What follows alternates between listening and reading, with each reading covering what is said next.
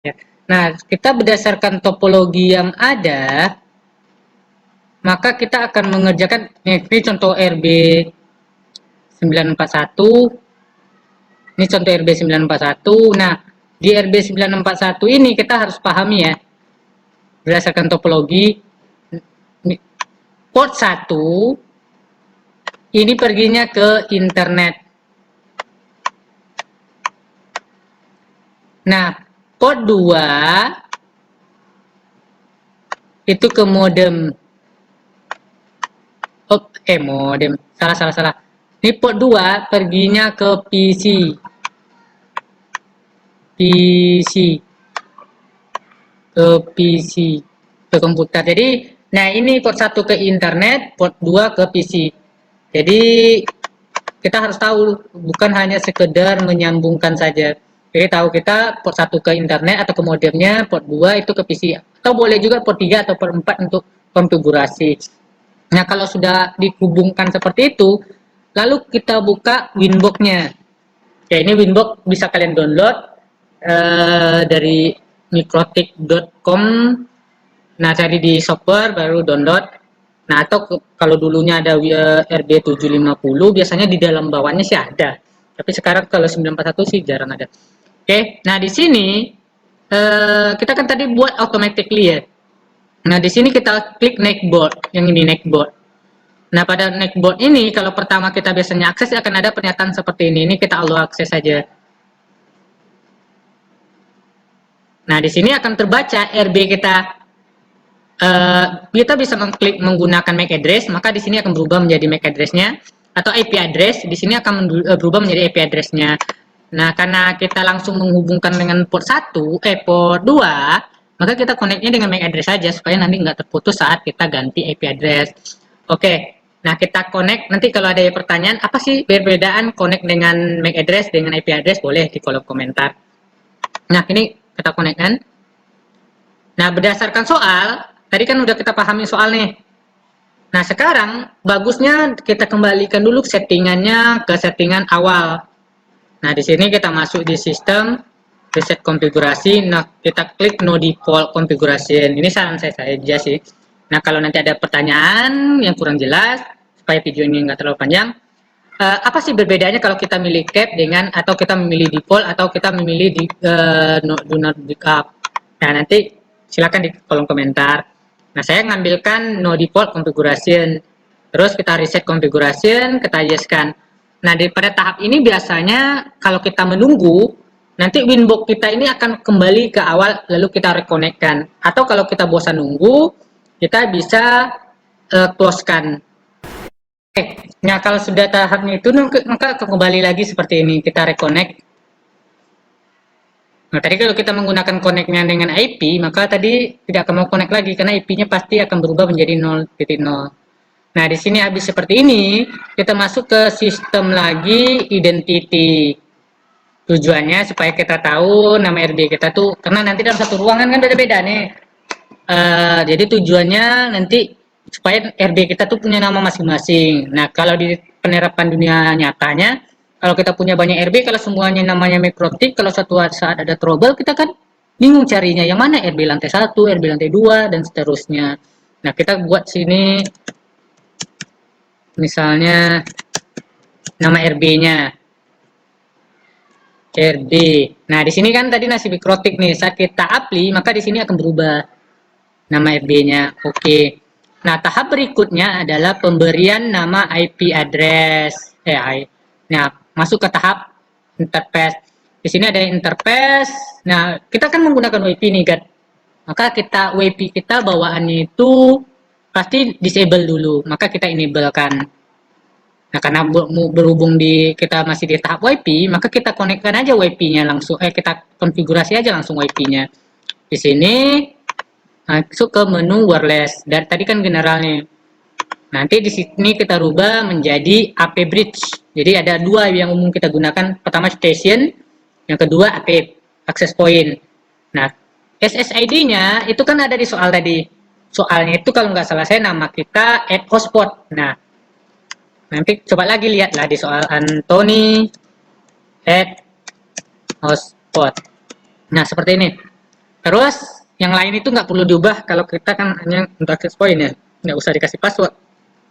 Apply, oke. Nah ini kan yang R-nya cuma satu, berarti header 2, header satunya belum saya sambungkan ke internet. Maka yang terbaca tuh atau yang running itu cuma satu. Nah, saya sambungkan dulu ya sebentar ya. Ini sudah disambungkan, jadi runningnya yang dari apa tuh read atau apa yang udah terbaca itu ada dua sekarang. Ada runningnya ada dua R-nya. Jadi, nah habis itu ada juga tahap yang bisa kita gunakan. Ini sebenarnya tidak terlalu berpengaruh sebenarnya di ujian. Ini kita tambahkan kata internet di depannya. Jangan dihapus ya, supaya kita tahu bahwa header 1 itu fungsinya nanti terhubung ke modem. Nah ini ke PC atau ke lab. Jadi kita tahu fungsinya header 1 itu kemana, header 2 itu kemana, atau ditambahkan komen bisa juga. Setelah itu kita masuk ke bagian IP address. Nah IP addressnya di sini, kalau kita dari modem kalian statik, maka kalian harus menguatkan juga dengan cara statik. Contohnya kayak ini. Maka kita harus mengetikkan IP itu statik kalau dari modem. Nah, berhubungan IP kami itu dinamik, maka yang kami gunakan itu IP modemnya dinamik di HCP, maka kita ambil di HCP client. Nah, di sini kita klik add, tambah. Nah, kita ambil di sini internet dari header berapa yang terhubung ke modem. Nah, kita apply. Nah, di sini tunggu statusnya bond. Kalau sudah bond, berarti RB kita sudah terhubung ke modem untuk internet. Kita oke kan. Kalau dia searching berarti ada permasalahan. Berarti modem kita itu bukan DHCP atau automatically. Nah, terus berikutnya baru kita buat IP itu header duanya, IP address. Di sini ini kan udah dapat IP ini sendiri. Ini modem kami ini. Jadi eh, untuk teman-teman bukan berarti mau di IP untuk header satunya ini, karena pasti beda-beda. Atau mau disamakan juga itu bukan wewenang saya sih. Kalau modemnya disamakan IP-nya silakan. Nah, ini kita tambah kasih IP untuk header 2 ini dulu diubah interface-nya. Itu saran saya. Supaya nanti kadang kita tergesa-gesa setelah kita kasih IP address tapi header interface-nya tidak kita ganti. Jadi interface-nya dulu diganti 192.168.10.1 garis miring 24 itu kalau nggak salah saya nanti coba lihat lagi di soal ya. Apply. Nah, ini nol di sininya. Kalau kita lupa mengganti prefix, biasanya di sini kalau kita buat satu, maka di sini juga akan satu. Kalau kita lupa buat prefixnya. Nah, apply oke. Okay. Nah, kalau kita mau tambahkan untuk WLAN-nya, IP-nya kan ada tuh 192.168.20.1 garis miring 24. Nah, boleh. Atau nanti di hotspot dibuat juga nggak masalah. Nah, tahap berikutnya baru kita masuk ke IP DNS. Boleh. Kita buat IP DNS. Nah, di sini akan terbaca langsung karena kita menggunakan konsep DHCP client. Nah, jadi tinggal kita klik allow remote request-nya. Nah, kalau mau nambahkan lagi server di luar, boleh silakan. Misalnya 203 punya Telkom atau yang Google aja yang gampang diingat. Nah, ya. Boleh silakan. Nah, kita apply. Oke. Habis itu baru kita masuk ke IP firewall. NAT-nya ini NAT. Terus kita klik tambah. Terus kita ambil di sini out interface-nya. Itu yang out interface itu yang terhubung ke internet. Nah, karena ini yang keluarnya itu dari mana? Nah, action-nya ambil masquerade. Apply. Oke. Nah, berikutnya kita masuk ke IP routes. Nah, biasanya kita sudah dapat nih. Udah ada. Coba kita ping dulu. Ping www.google.com. Nah, nyambung kan? Untuk menghentikannya Ctrl C atau Ctrl Charlie C. Nah, jadi di sini udah sambung. Tapi kalau kita membuat IP address-nya ETH1-nya tidak menggunakan interface-nya tidak menggunakan DHCP client, maka harus kita tambahkan seperti ini. Ini yang ini biarkan di atas. Ini kita sebut dengan IP sapu jagat karena kita nggak tahu keluar dari modem itu IP berapa. Nah, ini kita buat IP modem berapa? 192.168.100.1. Ini tergantung modem kita, jadi nggak sama setiap komputer. Nah, kita apply, jawabannya di sini reachable, maka kalau unreachable, maka itu tidak terhubung. Kalau reachable itu berarti aman, bagus. Oke, nah beda kan? Ini statik karena kita buat manual. Ini dinamik, aktif, statis. Jadi dia ada terbentuk sendiri, ada perbedaannya.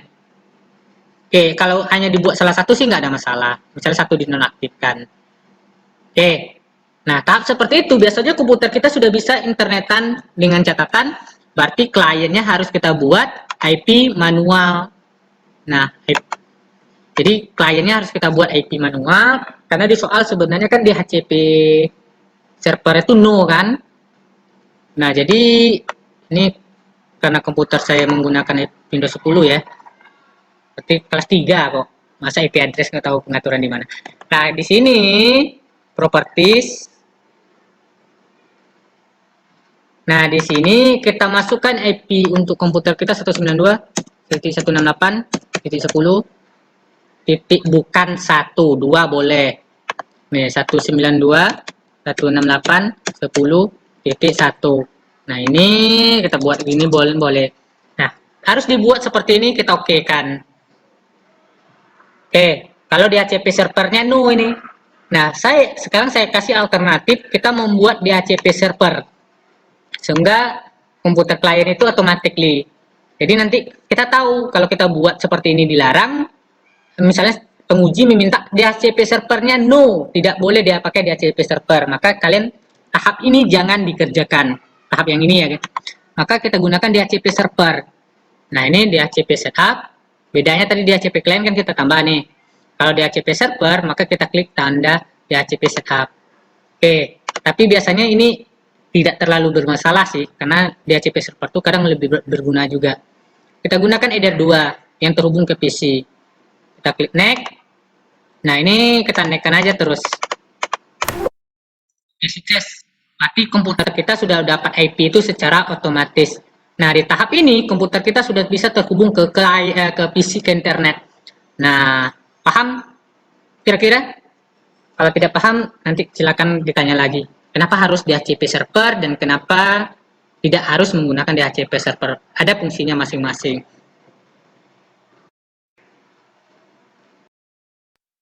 Oke, kalau sudah kita buat yang kemarin, kalau sudah semua hotspot yang kita sudah buat, maka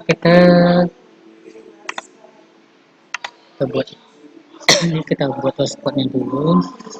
Karena di sini sebenarnya ada blocking set untuk header 2-nya. Jadi kita buat hotspotnya dulu. Sudah internet gateway-nya kita buat, maka tahap berikutnya itu masuk ke pembuatan hotspot. Nah, kenapa dulu hotspot yang saya kerjakan? Kan sebenarnya di soal itu ada blocking set sebenarnya untuk header 2. Jadi kita buat hotspotnya dulu, nanti blocking set kita buat terakhir. Tujuannya supaya nanti kadang kasusnya semua sudah selesai atau ternyata situs yang terbuka terblokir semua. Jadi sia-sia kerjaannya. Jadi ini saya rangkai dulu blocking set, kita buat hotspot dulu. Nah, langkah pertama itu kita masuk di IP, ini hotspot. Terus di sini di bagian server ini kita klik hotspot setup. Nah, ini pastikan kondisinya pada WLAN. Kalau RB-nya ada WLAN. Nah, kalau RB-nya tidak ada WLAN, itu bisa kita pakai Eder 2, Eder 3, Eder 4, Eder 3 untuk hotspotnya. Bisa untuk kabel pun bisa untuk hotspot. Misalnya ya nyambung menggunakan nanti dengan akses point atau wifi. Nah, kita next. Ini IP-nya otomatis kita ada karena kita sudah buat tadi. Nah, sini ini non.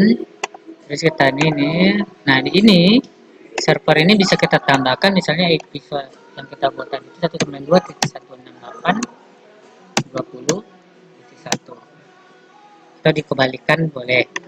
Terus DNS name-nya ini sekolah SCH ID connect. Nah, kalau tahapnya sudah selesai seperti ini, kalau hotspotnya sudah selesai seperti ini, tahap berikutnya kita adalah memberi user profile. Nah, karena di soal itu kan ada usernya nanti ada dua, sebagai guru dan sebagai siswa, maka harus kita buat user profilnya dulu. Jadi kita klik tambah. Nah, di sini yang pertama itu sebagai guru. Nah, ini boleh dirubah full, karena ada dua di HTTP pool ini, yang punya header 2, ini yang bulannya. Oke, terus ini boleh dibuang, boleh digunakan. Ini rate limit yang dibatasi 256K untuk upload, 256 download. Apply. Oke, karena ini sudah pernah dipakai ya, ini sudah ada dipakai di user profilnya. Nah, jadi ini saya hapus dulu. Oke, biar tahu cara pembuatannya. Nah, di sini kita misalnya tambah ini guru, terus 256K, 256K. Kita apply. Oke. Terus kita buat satu lagi untuk siswa. Nah, di sini 256K, 256K. Nah, ini user yang digunakan untuk satu akun. Oke. Nah, kalau tahap itu sudah selesai, baru kita buat usernya. Oke, di sini kita buat usernya untuk guru. Ini dulu yang kita rubah profilnya, kita buat untuk guru. Ini saya buang aja bintang. Oke, sudah dibuang. Usernya misalnya pribadi. Nah, passwordnya guru. Oke, terus ini bagian ini nih, misalnya suatu saat kita mau bikin limit user itu berdasarkan waktu, berdasarkan bed masuknya, bed keluarnya, upload sama downloadnya, totalnya berapa. Misalnya kalau sudah sampai waktu yang diinginkan, dia akan mati sendiri atau logout sendiri, atau sampai bandwidth yang dibatasi, dia akan logout sendiri.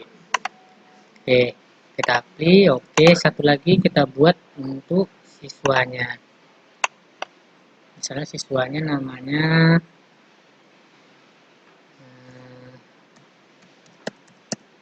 passwordnya siswa. Nah, ini kita rubah menjadi siswa. Play. Oke. Nah, selesai tahap ini, kita masuk ke Wallet Garden. Wallet Garden itu apa? Kan di soal ada situs yang di bypass. Maksudnya situs bypass itu adalah situs yang bisa diakses tanpa harus login atau tanpa harus masuk ke pack login Mikrotik. Nah, di sini kita klik Wallet Garden, kita klik tambah. Nah, di sini ada ST hostnya, kita masukkan situsnya bintang DSNP strip Indonesia ORG. Nah, portnya berapa yang digunakan? Port 80. Nah, di sini ada Halo sama Denny. Halo itu diizinkan, Denny tidak diizinkan. Oke, apply. Oke. Nah, tahap berikutnya adalah masuk kita ke server, merubah tampilan pack login hotspot kita. Ini kita reset HTML, kita reset dulu. Takutnya nanti ada settingan yang pernah dipakai, sehingga nanti tidak terbawa lagi oleh kita. Jadi kita kembalikan dulu ke HTML bawaannya. Oke, nah tahap itu selesai, kita masuk ke files. Nah, di files ini kan ada yang di sini hotspotnya. Hotspot ini kita tarik atau drag ke desktop kita.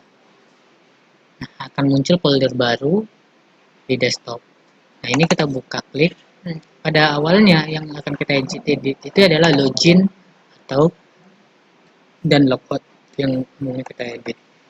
Ini kita open with, coba kita buka dulu. Nah, bawaannya seperti ini sebenarnya, sederhana. Nah, di situ kan ada penilaian, makin bagus nilai pack login kita, makin bagus nilainya yang dikasih penguji. Maka buatlah sebagus mungkin. Tapi jangan lupa juga tentang waktu pengerjaan kita. Nah, minimal yang kita rubah itu adalah standarnya nih, Open Edit with Notepad. Kalau tidak ada Notepad, maka kita gunakan Notepad++ yang biar lebih bagus, lebih mudah. Kalau tidak, maka kita gunakan Notepad. Nah, di sini loginnya ini kita bisa edit with Notepad++ atau kalau nggak ada Notepad++, kita bisa cari Notepad.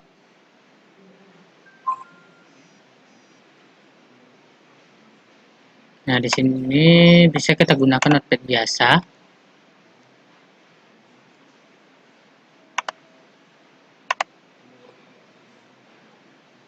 Jadi, kita bisa menggunakan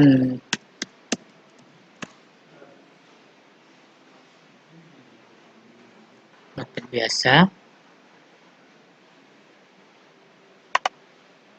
atau menggunakan Notepad++.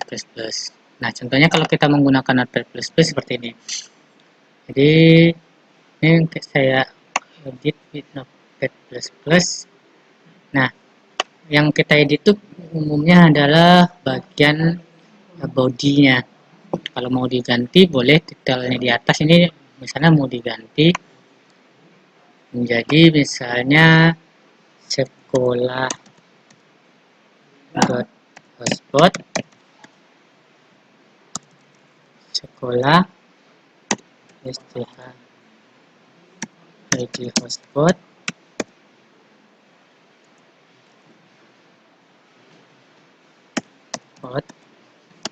terus di sini nanti kita cari Ctrl F, cari body seperti ini, ketikkan body seperti ini, kita pen, maka akan ketemu di seperti ini. Kita klik, minimal itu kita tambahkan welcome, selamat datang di hotspot saya gitu. Minimal kita buat ucapan nama hotspot kita, mau dikasih body BG boleh, body color, font color silakan.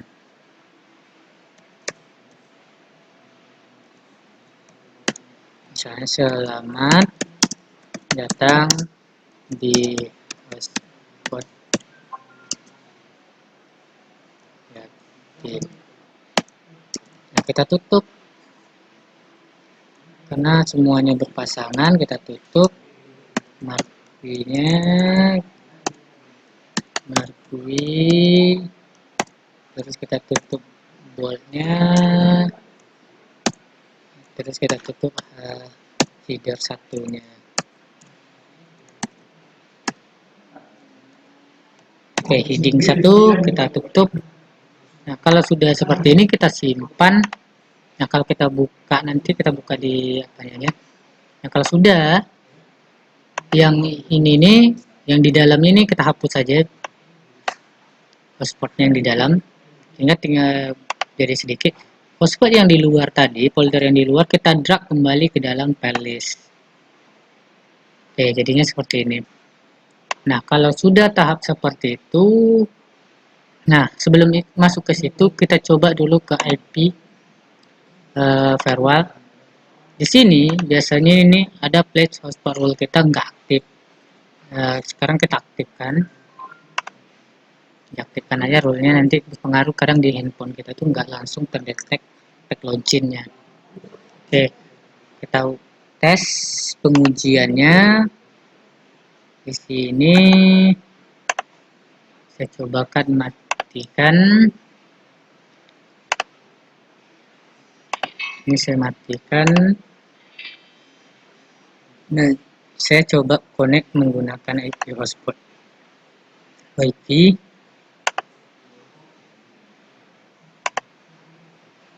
Oke, saya coba connect. Oke, ini tag login dia akan langsung detect ke template tag login yang kita buat. Nah, minimal seperti ini tampilan minimal paling. Tapi kalau mau dibuat, kalau mau dibuat lebih bagus lagi itu makin bagus. Misalnya kita ganti warna belakangnya, ubah gambar di depannya, terus di sini buat nama perusahaan kita, silakan. Terus untuk kita coba situs yang di bypass. Maksudnya situs yang di bypass tuh kita tidak perlu login, tapi situsnya bisa kita akses. Kalau coba kita lihat www.google, maka apapun situs yang kita akses, maka dia akan minta login dulu. Coba BSNP Indonesia .org. Oke, maka situs yang kita bypass itu terbuka tanpa harus login dulu. Maka ini sudah berhasil disebut. Nah, coba kita gunakan tadi siswa. Tadi siapa ya? Aido siswa. Kita gunakan login.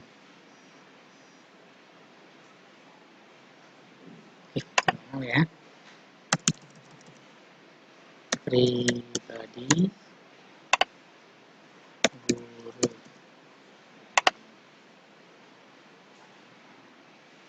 Nah, di sini kalau nggak mau kita cek lagi di bagian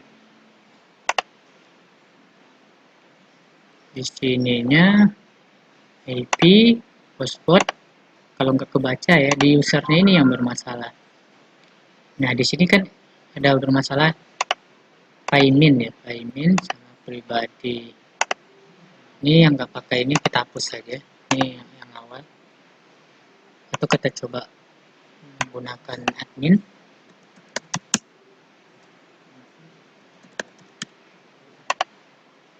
Nah, admin mau masuk. Oke, kalau mau logout sekolah st.id, kita coba logout. Nah, kalau kita mau coba kita masuk di sini, coba kita buat satu user lagi. Usernya Anton, password guru. Nah, di sini kita buat guru apply. Oke. Nah, coba kita masuk kita login. Nah, kalau kasusnya ketemu seperti ini, kita logout tapi tidak berubah kasus, tidak berubah, jadi kita tidak bisa menggunakan user lain, maka kita masuk ke sininya, kita hapus dulu cookies-nya, jejaknya ini kita hapus. Jadi yang ini kita logoutkan ya. Jadi ini cookiesnya kita hapus. Nah terus cookies yang sudah kita hapus, kita coba masuk ke server yang kita buat tadi, klik 2 kali di sini. Nah, yang bermasalah itu adalah cokinya ini kita hapus. Jadi, misalnya ini untuk loginnya, jadi login di coki kita hapus. Nah, ini kita masukkan aja. Ini bisa masuk trial, pub, coki. Oke, nah ini cokinya tadi setelah kita hapus, kita apply, oke kan. Nah, setelah itu kita coba lagi login, maka dia akan masuk ke sini. Bedanya seperti itu. Jadi, apa ya?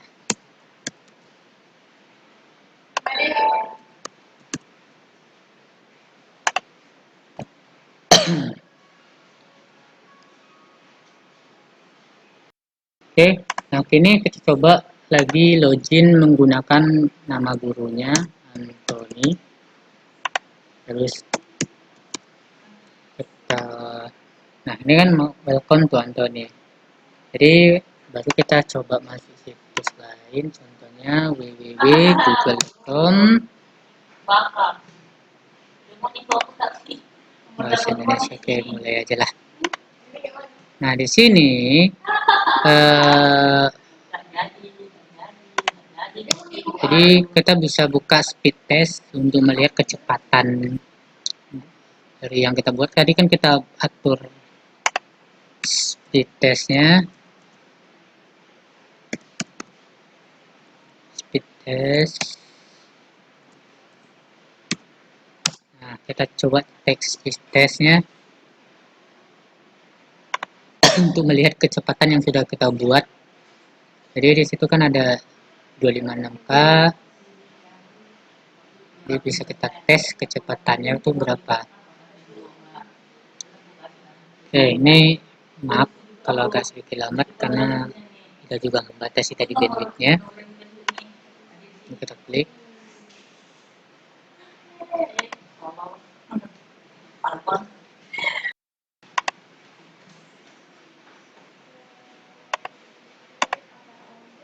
Oke, kita tunggu di sini tesnya ada masalah.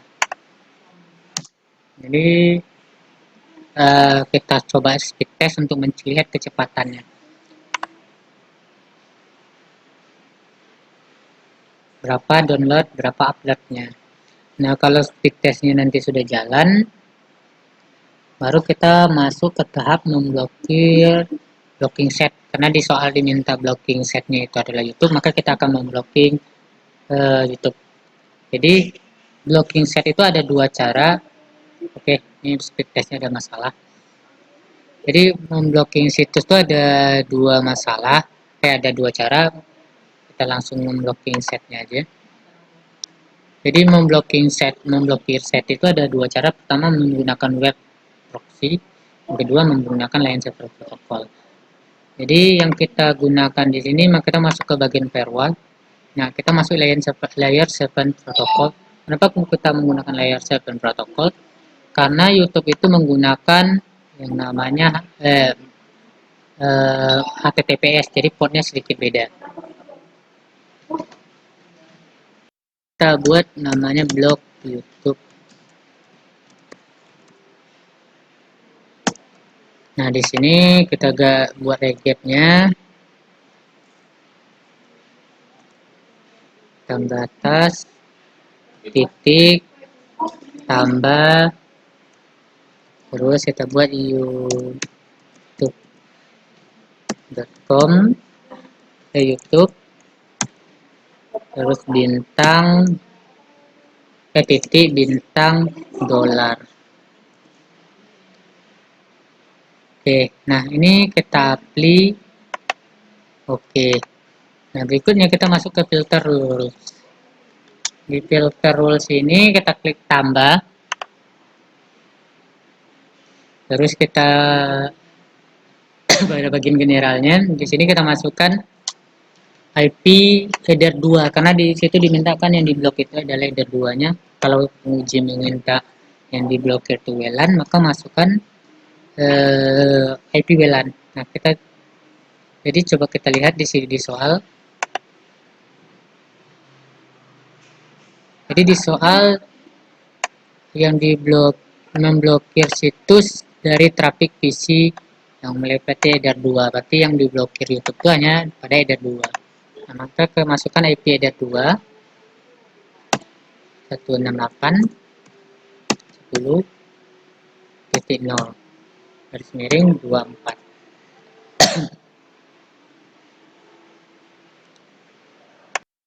Nah, terus di actionnya kita pilih drop.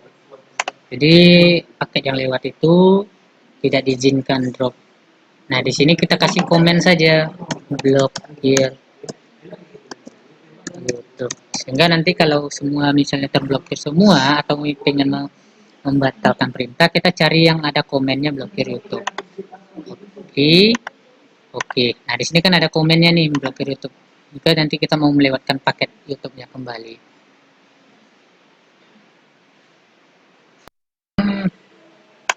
Tadi kita sudah masuk ini drop.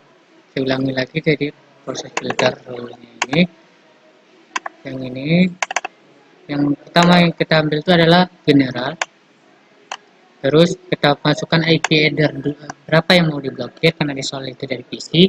Sedangkan IP yang kita buat apa itu adalah header 2. Maka ini belakangnya 0. Jadi berapapun nanti IP di PC dia semua terblokir. Jadi bukan satu. Nah, pada advance kita cari layer 7 protokolnya blok YouTube. Yang ini yang kita buat tadi di layer 7 protokol. Actionnya kita pilih drop. Setelah itu kita kasih komen blokir YouTube. Nah, kita apply. Oke. Nah, untuk pengujiannya kita kembalikan tadi ke apa? Coba kita buka Google Chrome, tadi di WP saya ubah.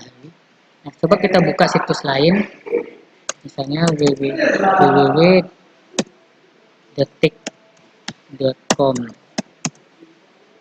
Oke, terbuka. Nah, sekarang kita coba buka YouTube.